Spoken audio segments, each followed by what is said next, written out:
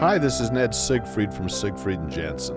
As proud sponsors of BeliefCast, we hope you are inspired by Todd's weekly podcasts, which contain so many courageous stories of recovery and personal growth. Remember, it's not what happened in the past that matters, it's what happens in the future. We invite you all to work hard and be optimistic about your future. Enjoy today's podcast. Hey everyone, this is Todd Sylvester with the Todd Inspires BeliefCast. Welcome to the You're OK Mental Fitness Studio. I would like to thank our sponsors, Ned Siegfried, Luke Peterson, and Todd Bradford with Siegfried and Jensen, Mark Richards with Wasatch Recovery, Colby and Mackenzie with Thread Wallets, Drew Peterson with First Digital, Greg Jackson with Mountain West Spine and Orthopedics, and Travis Whitaker, the owner of Living Recovery Interventions. And also, I'd like to give a shout out to Paul Cardall. The music that you hear at the beginning and the ending of these episodes is by Paul Cardall. He's an amazing person, and he's been one of my heroes for years. So thanks to all my sponsors and Paul Cardall for believing in me. I love you guys so much. Please enjoy this next episode. Well, we are back. This is Todd Sylvester with the Todd Inspires BeliefCast, and I got two amazing people with me here today. Seriously, two of the best people I think I know. I don't just say that lightly. They've both been on the BeliefCast before, and many of you may have heard their story. You may not have. I mean, you guys are everywhere. It's not just with my stuff. I'm sure you guys have heard of these guys. We've got Danny Deaton, and we've got Smith Alley. Thank you for joining us. Yeah, man, we're excited to be here. Stoked. Always love coming on this podcast. And it'll be a test. We're going to see who doesn't talk over the other one. Yeah, well, yeah, it should be interesting. It's usually me being talked over, but I'm okay with it. No, I'm just kidding. But he towers over me, so that evens things out. Yeah.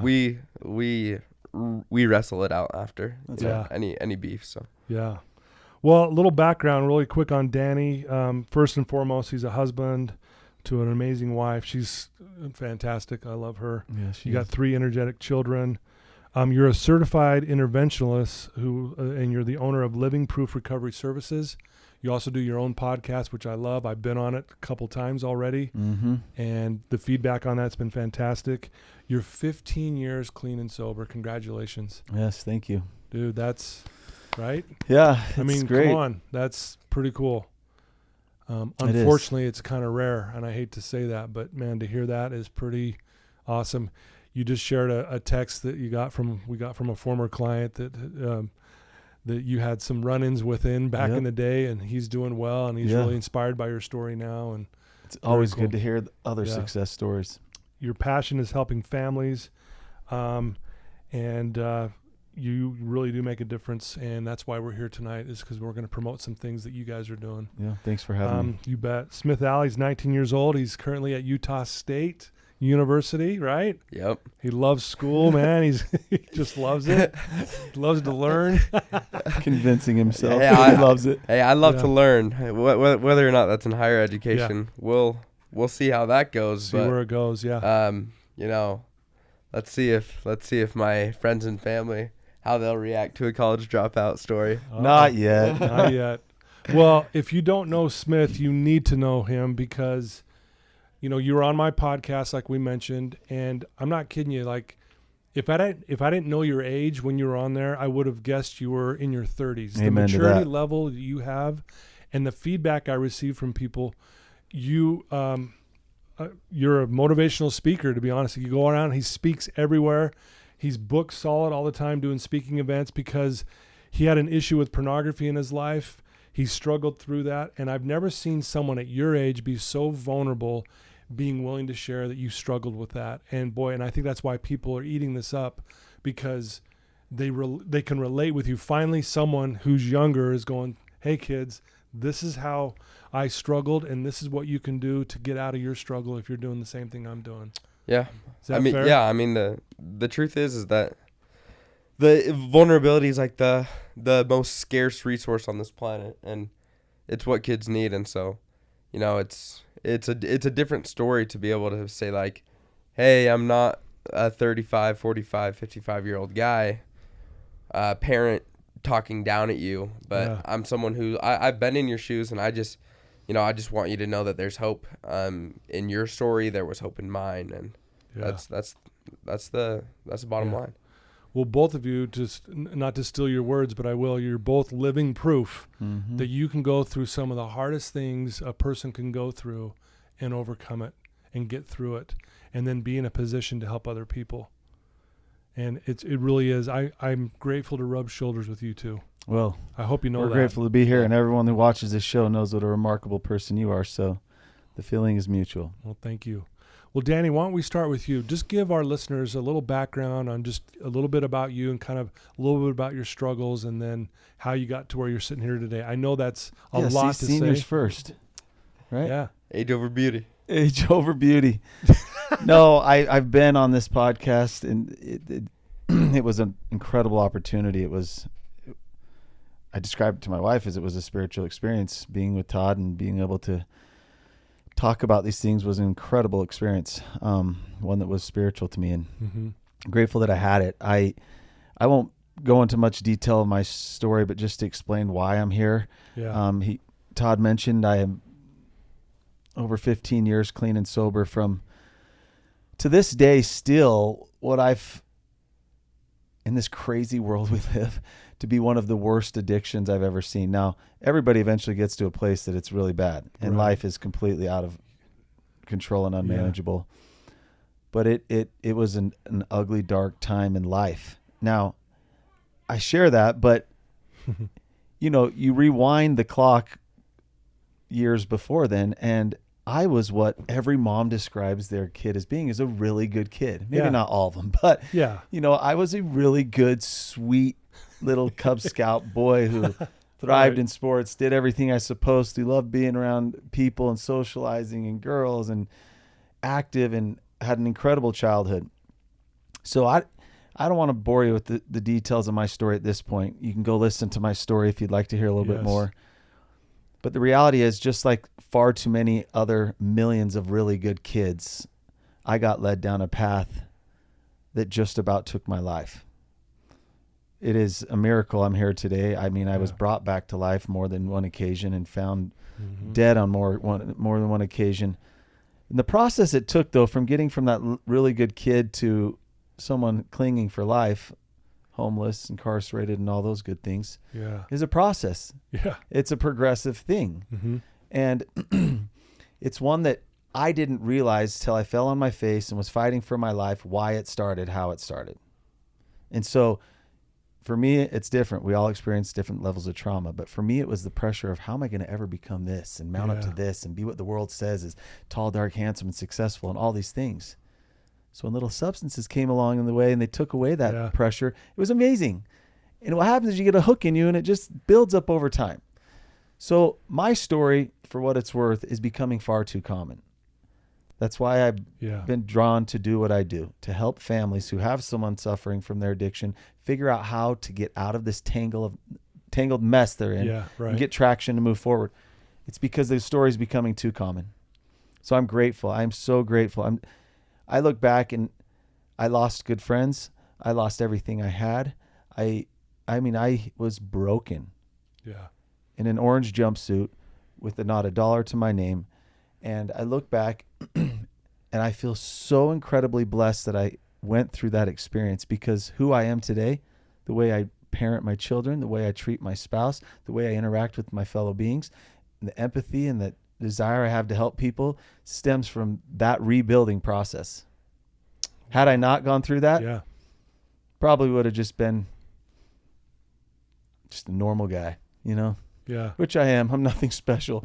I'm a normal guy, but it just gave me that element that I don't think I would have had I not been through it. So I love that you say that, Danny, because I really do believe adversity, and this is for all of us. We all go through adversity. Adversity, addiction is the wake-up call to your greatness. It is. Are you going to wake up? Yeah, and you woke up. Luckily, you didn't die in the process because you went through so much, like you mentioned. So, I love to see what you're doing today, but you never would be doing this had you not gone through it. Nope. So how cool is that? Yeah, thank you. You bet, man. Yeah. So Smith, want a little background on you? Yeah, I always say I'm the resident young person of almost every group I walk into. Yeah. I joke that like almost all of my friends are over the age of 30, and I'm usually closer in age to their children I am to them. Like Danny. Yeah, he's right in the middle. Yeah. Yeah. But my kids think he hung the moon. My goodness. Yeah. Like, it's amazing. They just obsessed with him. All you've got to do is like have some cool toys, a nice lightsaber, and a drone, and or a personality that everyone Yeah, you is got a attracted drone. to. You're good. Yeah.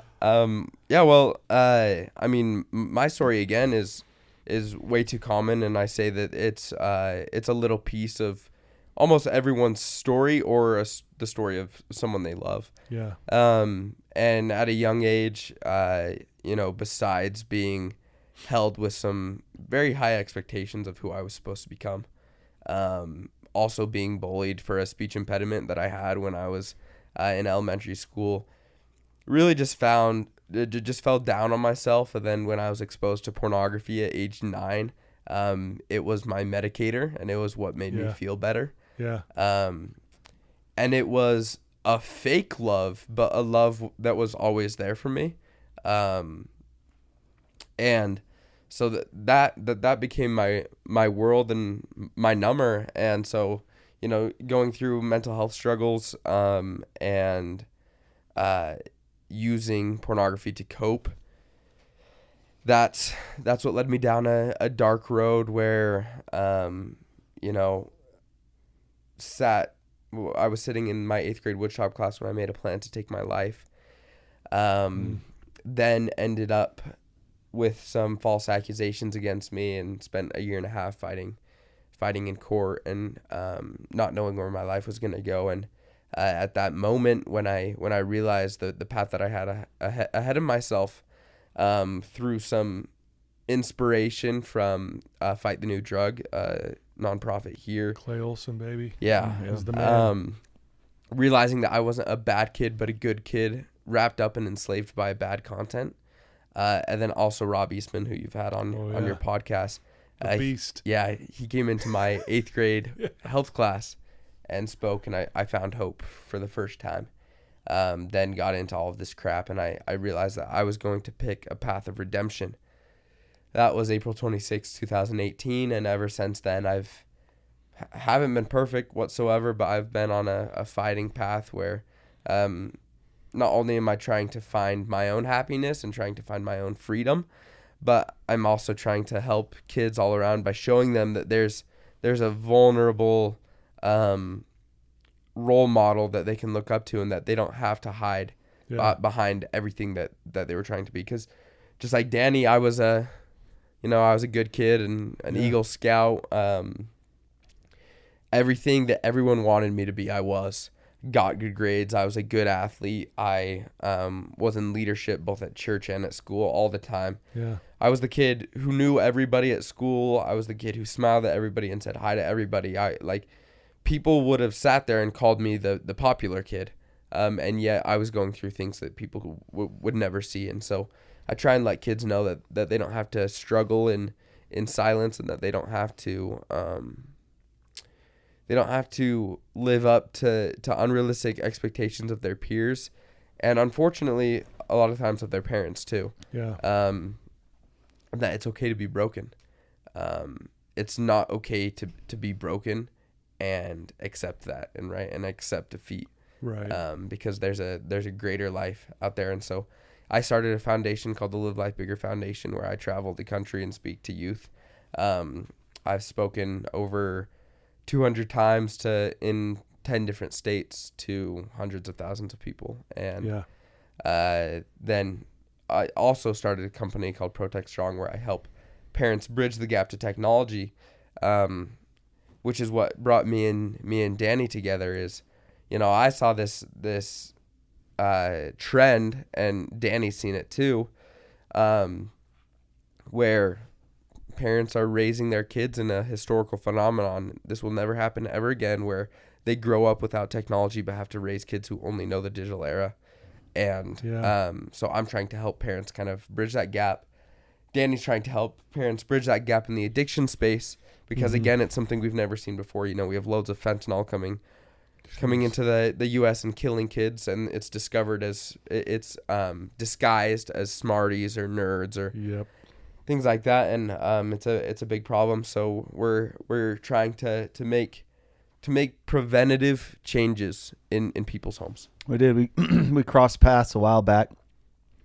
And I think several people had mentioned, oh, you should know this person, or they'd mentioned each other, to us in different settings. And then thankful the world of social media makes the world a smaller place. But both of us having the same exact passion. We had different stories. We're at different stages of life, but both of us had something that lured us away, took hold of us, and took our life. And both of us are willing to wear our heart on our sleeve, to talk about it, to be transparent and vulnerable about it.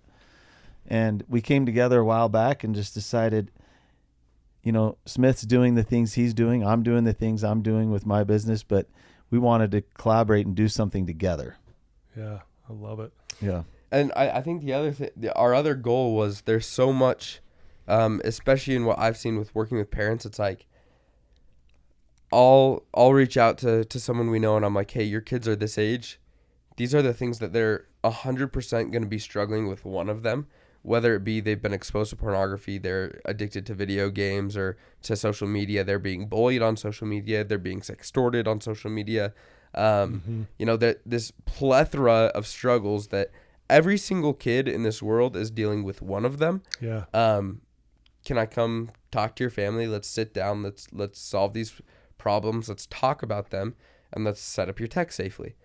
And so many times it'd be like, oh, we love what you're doing, but we don't need that right now. And I'm like, you hear that a yeah. lot. And I'm like, you idiots. Everyone needs this, right? Like, your kid is, listen, drowning. I'm a believer that your kid is amazing. I believe just as much as you do that they're amazing and they can achieve whatever. This world is wicked. We are living in a wicked, wicked world where there's more crap, more trash being thrown at youth every single day. It's a good point you bring up, because when we were younger, our parents were younger, there were challenges. There were serious, legitimate challenges. Yeah. So in some aspect, nothing's changed. There's this challenges. What's changed is the world. Yeah. What's available and what's offered. Yeah. And the toxicity of behind what's available and what's offered. And the accessibility. Yeah, it's how easy things are to get. That's what blows my mind. It is unbelievable. You see things starting to be posted. There was actually something from Gab Wireless posted yesterday, and I've repeated the same phrase over and over. Kids nowadays have the ability to have drugs delivered to their home, and any parent who thinks that it's impenetrable, their house, the avenues they have to do this are incredible. Yep. How you can convert money and have it sent over, how you can use certain apps and different emojis and codes to have, where in the past few weeks, I've learned with about a half a dozen young adults that they're having food delivery service companies bring the drugs to their house. It's a simple process that they do. Here's your chicken sandwich. Yeah. So they're like, well, how do they get it? Where do they find it? We used to go to school and you'd look around for the kids that had tattoos and were smoking outside. Yeah. Nowadays, it's a simple search of anything on any platform. Anything. Yeah. Well, I mean, not to mention that, and, you've told this story where when you were a young kid, it took a team of 5 rambunctious boys who were so curious about what a woman's body really looked like to sneak into the house and find the chest with Playboys and, keep guard to make sure that mom and dad don't come home, and pull the chest out, crack it open, find the shoebox with the Playboys in it. All this effort for a 2-dimensional image right on a piece of paper. And now in 30 seconds, I can get to hardcore pornography on Instagram. Right? And it's just on any device. I watch them do it with parents all the time. They're like, no, we have this. Yeah, we got a blocker on it. Yeah. And Smith's like, okay, here, let me show you. And they're like, oh my gosh. Yeah. But the sad part is you don't even have to look for it. It will find you. It'll eventually. Yeah, I heard something. You guys can correct me if I'm wrong. On one of the social media outlets, TikTok, that if you scroll through 10 things, 10 pictures or videos, on average, 7 out of the 10 are sexualized. Oh, for sure. And then the other 2 out of the 3 are violent. Yep. On average. I know it doesn't happen all the time, but think about that. If that's what your kid's scrolling through. Yep. Are you kidding me? Like how? So obviously there's something going on that needs to be addressed. And it's, Even older adults see it. We all know we see it. Right. So I you're not the actually- target market. To think about the algorithm that goes after younger people, it is Yeah. 7 out of 10. Yeah. So I actually did a post on TikTok just a while ago. Oh, okay. And there was a study measuring indicators of sexualization in 648 videos that were posted by the 12 TikTokers most followed in Spain. And then 2, a qualitative study with 12 in-depth interviews to TikTok users, 6 male and 6 female, between 8 and 17 years old, also from Spain. The video analysis revealed that hypersexualized behaviors were in 10 out of 12 accounts, without statistically significant gender differences. And then it said that then they interviewed these kids, right, the consumers, and they said that most of the young people perceived self-sexualization as a form of self-empowerment. While when they describe it in other women, it is a penalized and negatively valued as a form of objectification that favors bullying. So it's staggering. It's this whole thing on TikTok. They call it the body hierarchy. Where do you fit in on the body hierarchy? How much do you weigh? What does your body look like? You know, all of this crap. And yeah, it's I mean, again, these platforms, and I did a video on it. It blew my mind that the type of stuff that the algorithm feeds, and I think this is another big part with how parenting is going on, and just kind of the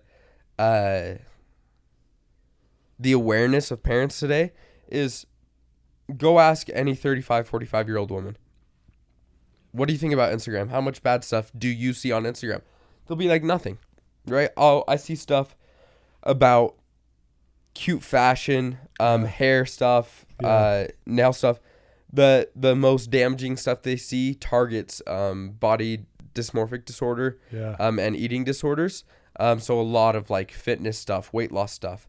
And I've done polls with my own followers, and that's my demographic, by the way. The people that follow me, most of them are women from the ages of 24 to 45. Right. And that's a lot of what they see. And yet, for me, every single ad that I get has something to do with either a dating app or like an app where you can live stream. It's like a live stream TikTok.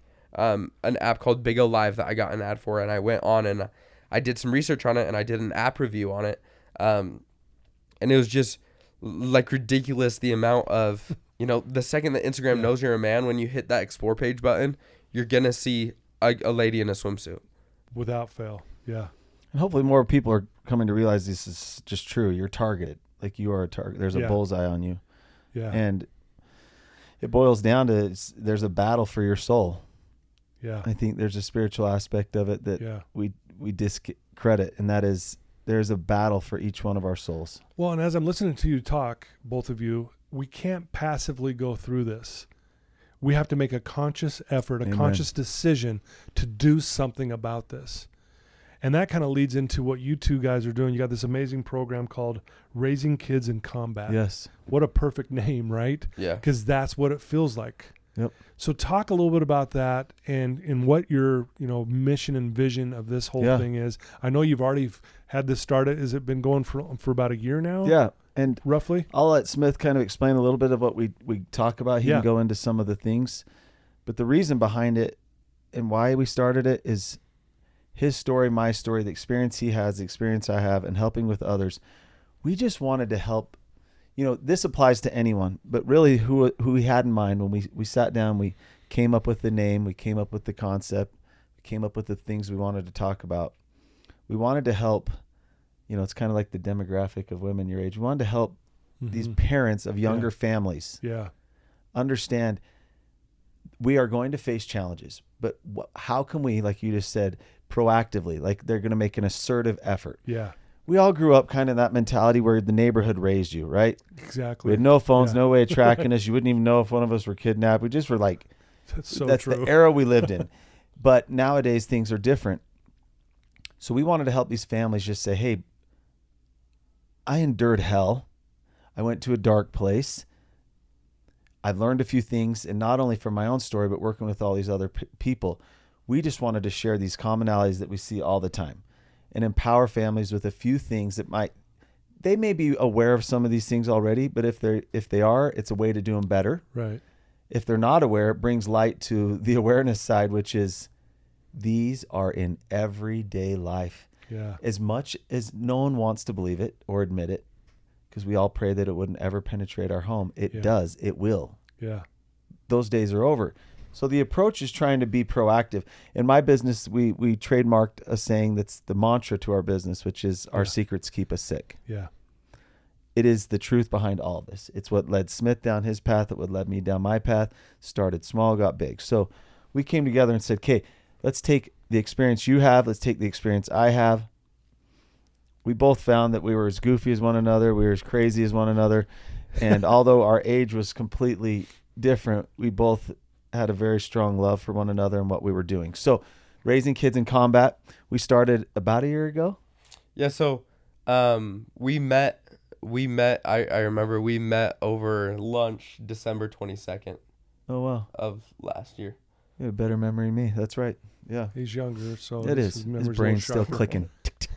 Well, and I think another big part of this is, although we both love what we do for work, I mean, there is no,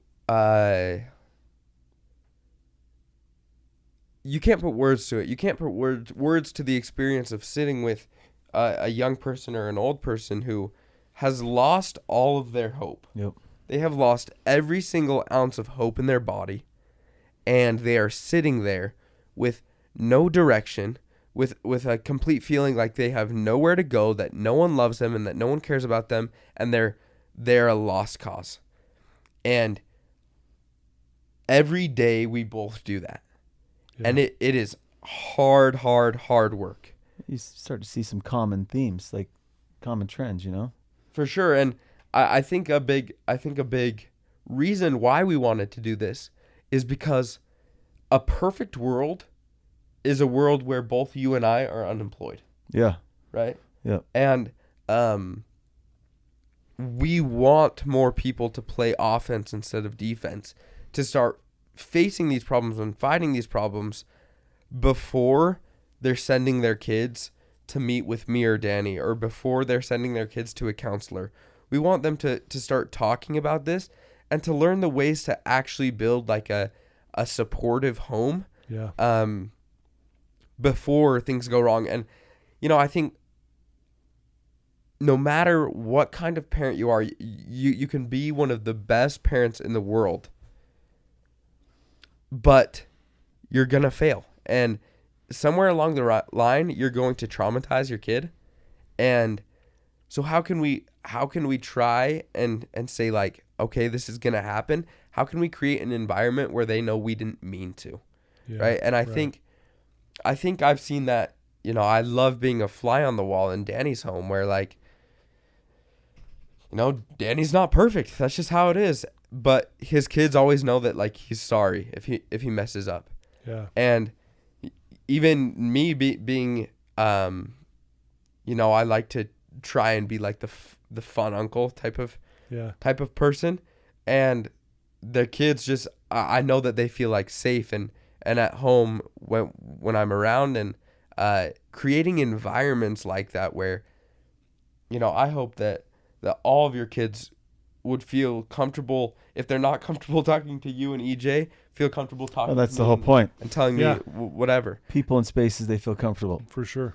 I'm going to let Smith tell you what we're launching right now. Okay. Or it's about to come out because it's really exciting. But just some history. So we came together, and it wasn't just like, oh yeah, and we just like sent a text. We sat down. We spent tons of time. We put together a lot of thoughts. We refined those thoughts. We had professionals help us refine what we were doing, our approach, the subjects we're talking about.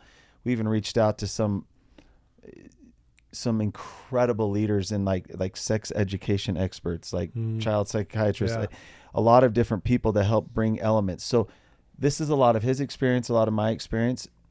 We touch on different aspects, but we also brought other people in to help. There's a lot of associated help, I guess, in creating this whole thing. So we started doing it. We started having events where we'd come and people would come, parents would come, and we were doing it on our own. We were doing it through some churches and through some businesses, and a while back, Smith said, we need to be able to get this into the hands of more people. Yeah.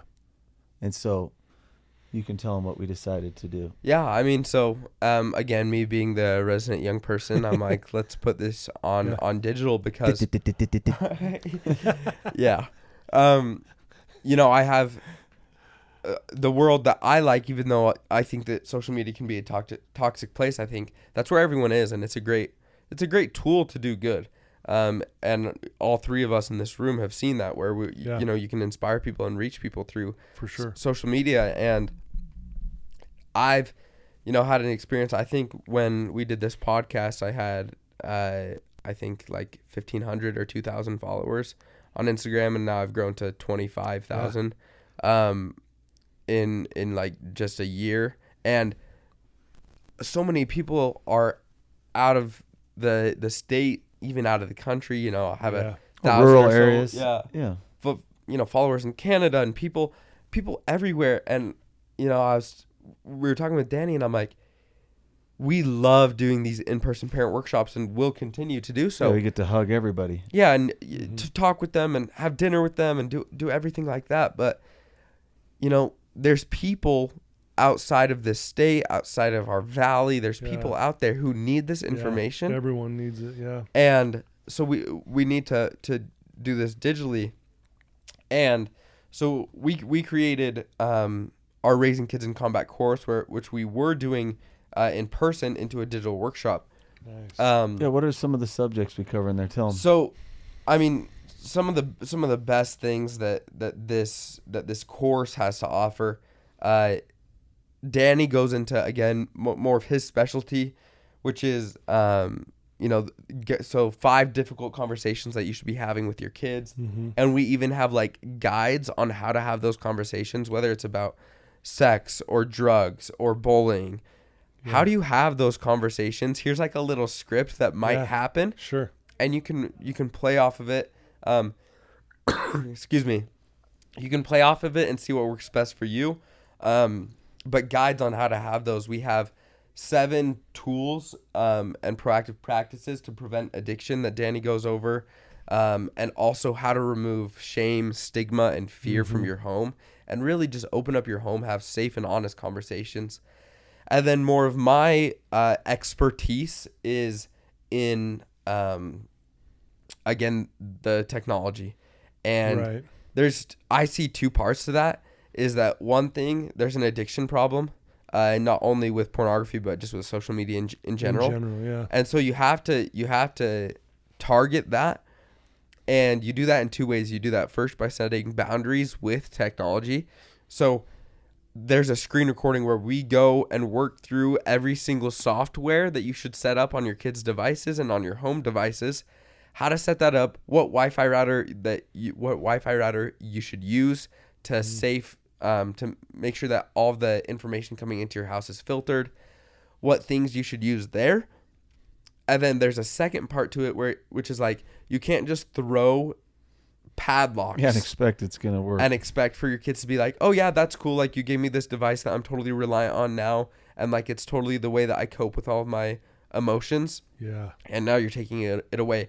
So the other part is like having the conversation. So media agreements, my family did this, and again, this is all from experience, things that we did in my story. Yeah. We set up, we call it the Stradivarius clause. There was a man in New York City, a world-renowned violinist, who sold out a weekend of concert halls, then went down into the subway. They did a social experiment with him, put him in ripped jeans and a tattered shirt and a baseball cap, and he went down there and played on a Stradivarius violin. The violin alone cost $1.2 million. Yeah. So someone could have gone and mugged him, taken the violin, and retired off of that. Right, yeah. And so he goes down there, and it was less than 10% of people stopped to listen to him because they were all just down in their phones.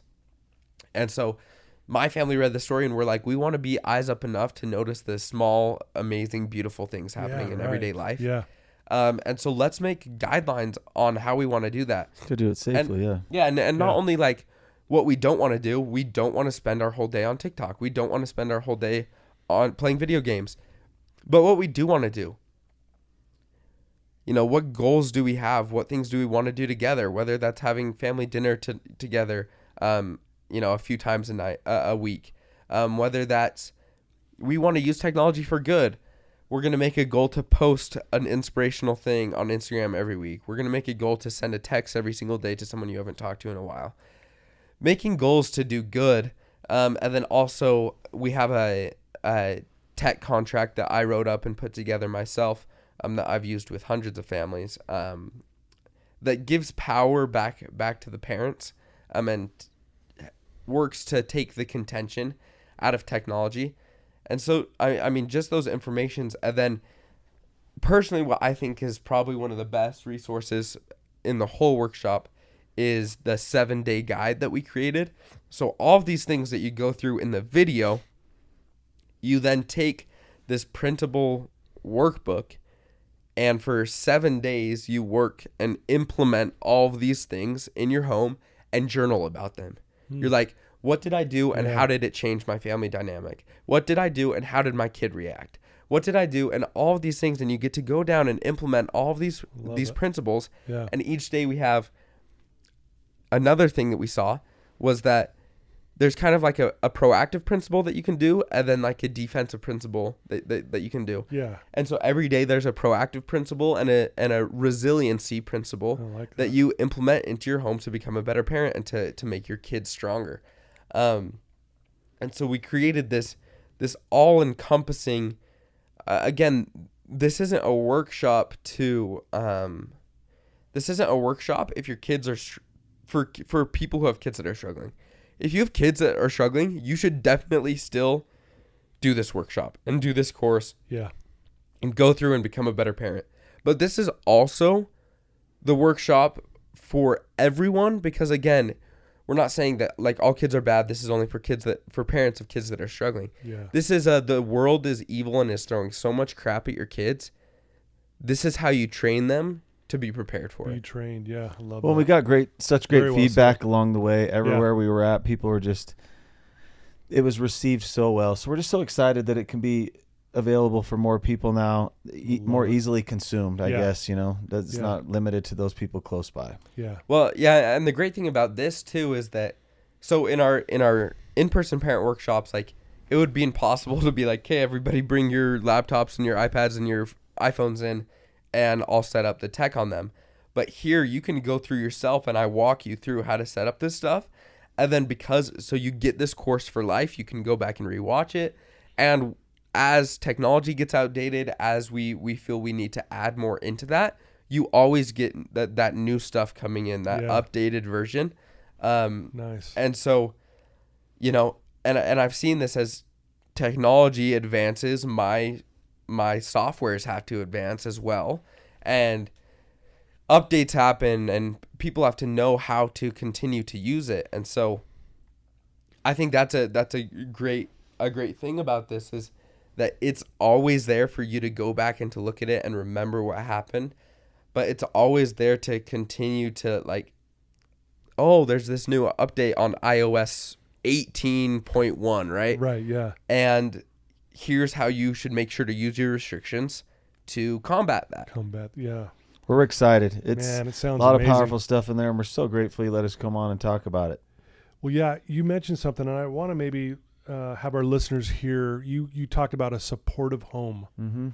What does that mean, and what does it look like? Can you just give us a few maybe bullet points of what a supportive home would look like? So for our parents listening to this right now, that they can maybe even start implementing some of that stuff now. Yeah, well, that's a lot of what I talk about and go through, and it's because it's what fuels every person's addiction, downfall to whatever it is. And I know even people have a hard time with that word, addiction. Maybe some are more comfortable saying bad behavior, whatever it is. Yeah. It's every one of us want our home to be a harbor, a safe haven, a place of refuge. Yeah. But often they're not, because there's people in there full of emotion and we have different boundaries within our family. So a lot of the instruction is helping people refine maybe things they've already done to do it a little bit better, or just helping them understand what kids need these days. Our parents got away with it. There were certain things, maybe subjects they didn't want to bring up, talk to us about. So they just didn't. They didn't bring it up. Yeah. I remember there was a part of the female anatomy. I was really curious because a kid at school kept yelling it and saying it. So what I come home and I have to go in my dad's office, and there's these big, huge wood cabinets. Climb up there. It's like 4 feet up in the air, and there's these books called encyclopedias. Flip through that thing, couple hundred pages, and there's a pencil sketch. I was like, that's not the day and age we live in anymore. Yeah. My son came home from middle school, he was in 6th grade, asking me what 69 is. What's 69? It's written on the school wall. You know, Dennis Rodman wanted it on his jerseys. What is it, Dad? I didn't address it because my wife was bringing in groceries. My daughter was yelling because she's trying to find her shoes. It just wasn't convenient. Right. My son turned around. He doesn't even have a phone, grabs my wife's phone and says, "Hey, Siri," and asked what it was. Wow. That quick, he was able to get That the information. Fast. He's 6th So grade. that's one of many, many examples. Yeah. But we live in a different day and age. You can't hide. You can't run from these things. You can't expect they're not going to happen. The best way to prevent them from happening in your home is to be proactive, to have these difficult conversations. We talk about the proper way to create a safe place in your home. Yeah. We use it in our home. It's a specific spot in our home, and we go into detail on the courses of the rules and how it works and how to implement it and how to explain it to your kids. Love it. But if we can just have these simple conversations and people can start talking about these things at a younger age. 1, I'm sad. 2, I don't feel like this or that. I don't feel good enough. And they're not going to be brushed off. They're not going to be discredited. They're going to be heard. They're going to be understood. And also when you get the more difficult conversations, sexuality, identity, any of these difficult things, because the world's so confusing, your kids will stop going to places like social media to look for these answers. And they'll come back to the root, the source of where they need to hear it from, which is you. Right. So we all want this, and we're all trying to do it. Yeah. There's just some really cool ways to help you be more effective with it. Yeah. Well, that's the thing I is love like that. what we love about what we do is we lay out a structure for every single topic that you'll ever have to have a discussion about your kids with, and you have it in that structure and you don't deviate from it. Yeah. And this is one of the biggest things that I tell parents is you handle your kids getting a bad grade or leaving their underwear on the bathroom floor the same way as you would you getting a call that they're dealing drugs, or you getting a call that the police just found them on the verge of a suicidal attempt, right? And you handle everything the exact same way in this structure, and it creates a safe space.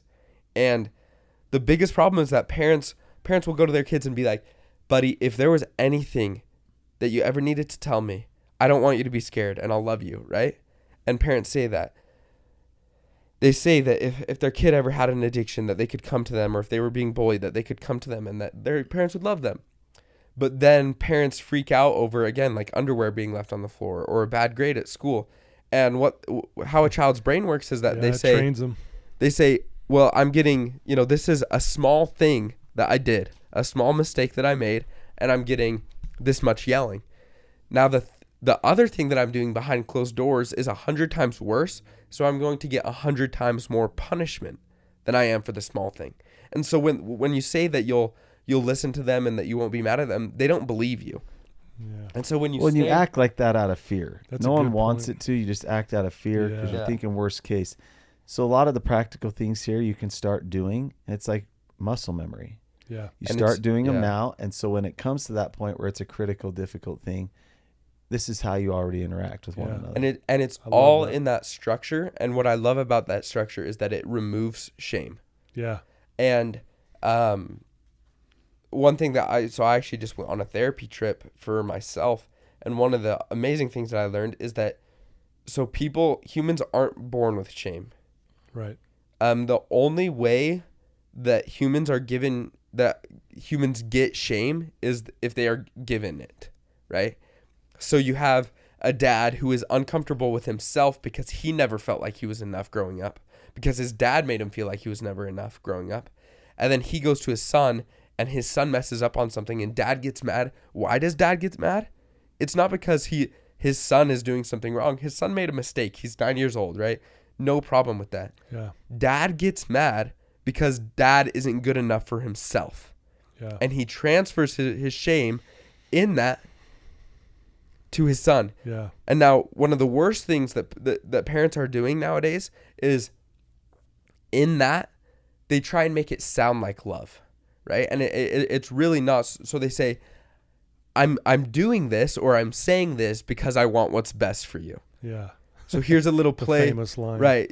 So I'm making it sound like I want what's best for you. I'm making this sound like love, but in reality, I'm transferring you shame. And this structure that we've created, it removes shame from the whole situation. And of course, you're going to mess up. And so I think, to find out the rest of it, you're going to have to go check it out. Yeah. Yeah. Well, that's why people need this program. Honestly, because I think a lot of parents are like, I don't know where I would start. I think I know how to teach principles and things like that to my kids, but boy, it'd be great, like you keep saying, this structure, this framework that they can rely on, lean back on, share with the family. And another thing, correct me if I'm wrong, it connects the family together. Yeah. Right. Instead of being connected to the phone, you're connected to Which your is what family. everyone wants. Doesn't Just everyone want that at the end of the day? Yeah, that's all they want. Yeah. Dude, I love Well, we're excited. Tell them what it's coming out. Yeah. So it's coming out October 14th. We're going to be doing a 2022. sale. Yeah. So we'll be doing a sale the week of 50% off. And you can get it there. You can find me on Instagram at live.life.bigger and Danny at Your Living Proof. But everyone that listens to this loves Todd, so we gave them their special. The discount code is going to be Todd. TODD. Todd. So Todd. yeah, because I know that before Belief Cast's been used and other things, and there's some people like myself that have to actually write it down to see if I'm saying it out or spelling it out right. You cannot mistake Todd. Yeah. Okay. TODD. Yeah. So yeah, through Todd, you can get 50% off of this course, which is just a crazy steal. It comes with all those things, the printable workbook. It is literally such a great value, and we just want people to be able to have it. Yeah, we're excited. So you can use code Todd that week for 50% off, and then he's also gonna have permanent forever 25% off to give to you guys. Whoa. Heck yeah. So make sure to go there. We'll make sure that we have the links in the show description. Yeah, I'll put in all the show notes and everything. What is there? Do they just email you directly, or what's the exact site they go to? Right. So it's on a site called Teachable, which is a course site. Okay. So you can go to the link there. You'll just sign up with a login, and then you can log into that at any time. It'll take you right there. We'll provide the link to you for the show notes. That'd be good to have. Yep. We'll have it on our social media pages. Yeah. Well, you guys are amazing. I love what you're doing. I love your passion, and I love your knowledge. Like, you guys know a lot, and it comes from experience. But here we got Smith. Again, I don't care that you're younger. I mean, you're speaking volumes to me and everyone that's listening to this right now. I love you, dude. Thank you. Seriously, I love you too. Seriously, it chokes me up because we need this. I have 2 grandchildren now, and I keep thinking of what world they're going to be raised in. And my daughter and my son-in-law, they're amazing parents, but how cool for them to have this framework, right? As they're raising these kids. It is. So we need it. We need it. We need each you other, guys. So thank you for being willing to come share a portion of this with us. Thanks for having us on. Yeah. You guys are awesome. Any final words before we wrap it up? I think from both of us is we just genuinely, we love people, and we understand the struggles, and if we haven't gone through it in our own life, we've seen it with the people that we work with. And because of that, I think we both have this deep desire and passion and fire to just help. Yeah. And we all experience different types of pain and injuries in life, but there's nothing more detrimental than emotional wounds. Yeah. And ironically, that's what's rarely talked about.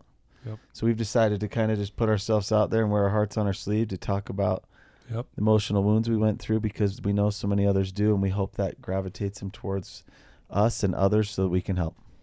Beautiful. And hopefully, change that script, right? And for years and years, people have said sticks and stones will break my bones, but words will never hurt me. Yeah. But words hurt. Words really hurt, and feelings are real. So, maybe we can get to a point where words can hurt, and that's okay. Yeah. Love it. Thank you for this platform that you created. I know so many people who love it. They do. No, it's beautiful. The support I have for this blows my mind. I challenge everyone listening to this right now. If you have a family member, if you have a friend, if you know anyone who has kids, send them a link to this episode so they can get the code, they can get the show notes, everything they can to reach out to you too. Danny, Deaton, Smith Alley, 2 powerhouses in the house, so to speak. Man, it's so good to have you guys. Thank you. I love you guys. Anything I can do to support you guys, you just keep letting me know, and I'll do anything I can to continue to help push this agenda, this beautiful program that you guys are doing. And we know you mean that. Thank you. Truly. I love you guys. Thanks for tuning in. We're trending. We're ranked in the top 100 in mental health in the world for podcasts. Blows my mind. And it's not because of me. It's because of guys like you two who come on and get vulnerable. Like that word, vulnerable. Too. And so I'm just grateful for that. I love you guys. And until next time, take care.